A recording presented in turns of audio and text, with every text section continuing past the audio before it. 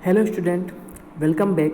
I hope you are all well at your home. In this semester, I will teach electrical machine design subject. Basically electrical machine design subject जो है वो mechanical engineering में आता है, लेकिन पर basic purpose के लिए, बेसिक नॉलेज के लिए electrical machine design subject will be is included in electrical syllabus. तो इस सेमेस्टर में अपने इलेक्ट्रिकल मशीन डिज़ाइन पढ़ेंगे. ठीक है, तो ये आपके टोटली होगा, मैक्सिमम मार्क्स हो गए इसके 150. यूनिवर्सिटी एग्जाम में 120 का पेपर आएगा.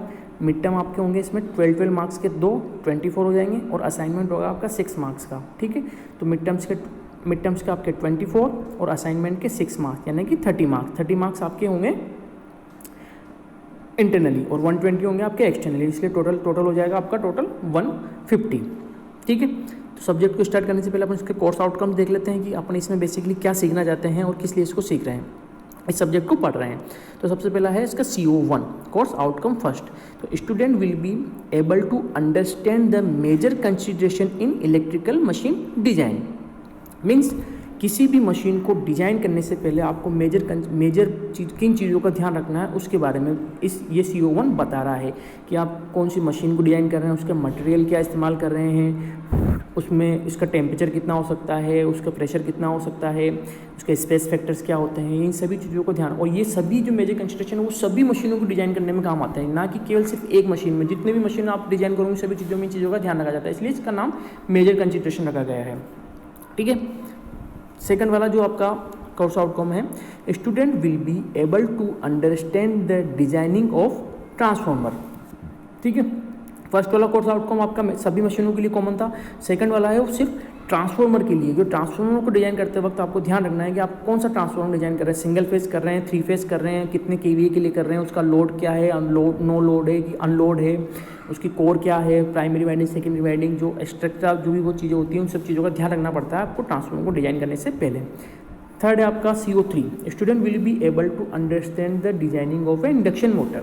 सेम उसी तरह से इंडक्शन मोटर में भी ध्यान रखना आपको कि सिंगल फेस है, 3 फेस है, घर के लिए कर रहे हैं, इंडस्ट्रीज़ के लिए कर रहे हैं, कितनी रेटिंग्स की होगी, उसके अंदर स्टार्टर रोटर्स के पार्ट्स क्या क्या होंगे, किस शेप्स के होंगे, इन सभी चीज़ों को ध्यान आपको इंडक्शन मोटर को डिजाइन करते वक्त रखना है. अगला है आपका CO4 में student will be able to understand the designing of a synchronous machine. Synchronous machine में भी आपको सेम वही ध्यान रखना है कि किस लोडिंग्स के लिए बना रहे हैं, उनकी क्या रेटिंग्स हैं, उनके स्टार्टर रोटर्स क्या है, उनकी वाइंडिंग्स के बारे में क्या, उनका ऑपरेटिंग टेम्परेचर क्या है. ठीक है, इन सभी चीज़ों का ध्यान आपको सिंक्रोनस मशीन की डिज़ाइन करते वक्त होंगे. तो इस तरीके से आपके 4 CO हो जाएंगे जो कि आपको इलेक्ट्रिकल मशीन डिज़ाइन में अपन पढ़ेंगे. बेसिकली ये भी बोल सकते हैं अपन कि जब भी आप किसी मशीन को डिज़ाइन कर रहे हैं तो मशीन को डिज़ाइन करने से पहले आपको ध्यान रखना है कि आप क्या चीज़ डिज़ाइन कर रहे हैं. मैं मोटरसाइकिल डिज़ाइन कर रहा हूँ, एक कार डिज़ाइन कर रहा हूँ. अगर मैं मोटरसाइकिल डिज़ाइन कर रहा हूँ तो मुझे पता होना चाहिए कि मैं पेट्रोल के लिए कर रहा हूँ, किस चीज़ के लिए कर रहा हूँ उसको, और उसमें 2 आदमी बैठेंगे या 3 आदमी बैठेंगे.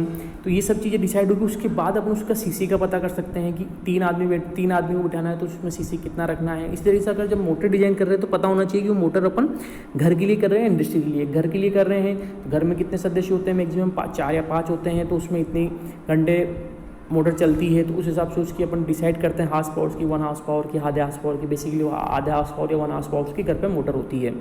फिर उसका अपन मटेरियल चूज़ करते हैं कि मटेरियल कैसा मटेरियल होना चाहिए. वो मटेरियल ऐसा होना चाहिए हल्का भी हो और चीप भी हो. ठीक है, और उसके बाद अपन उसका शेप डिसाइड करते हैं कि उसका शेप क्या होता है. बेसिकली इंजीनियर्स वही होता है, इलेक्ट्रिकल मशीन डिज़ाइन का इंजीनियर वही होता है जो कि जहाँ पर कम चीज़ में या कम पैसे में किसी चीज़ का सोल्यूशन निकालना ही इंजीनियरिंग कहलाता है. सोल्यूशन तो बहुत सारी चीज़ें का इंसान निकाल सकता है, ठीक है, लेकिन आसान तरीके से, सस्ते तरीके से किसी चीज़ का सोल्यूशन निकालना ही इंजीनियरिंग होता है.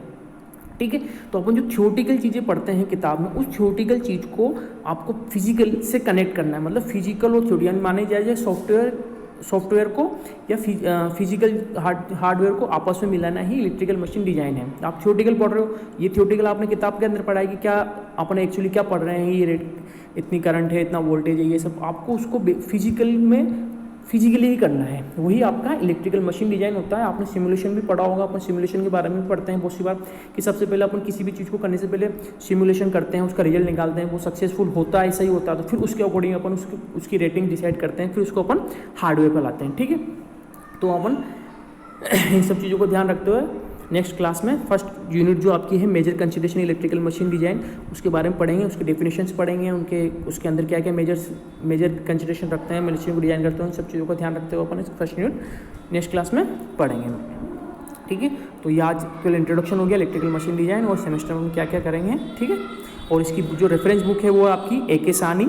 ठीक है, ये सफिशिएंट बुक है पूरे सिलेबस के लिए, और जो कि उसका पब्लिशर है धनपत राय एंड सन्स। आपको अगर मिल जाती है सॉफ्ट कॉपी है या हार्ड कॉपी में, ठीक है, नहीं मिलती है तो आप मुझसे कांटेक्ट कर लेना, तो मैं आपको मेरे पास जो बुक्स है उसकी PDF बना के मैं फ़ोटो के लेके आपको प्रोवाइड करा दूँगा। ठीक है, ओके, थैंक यू।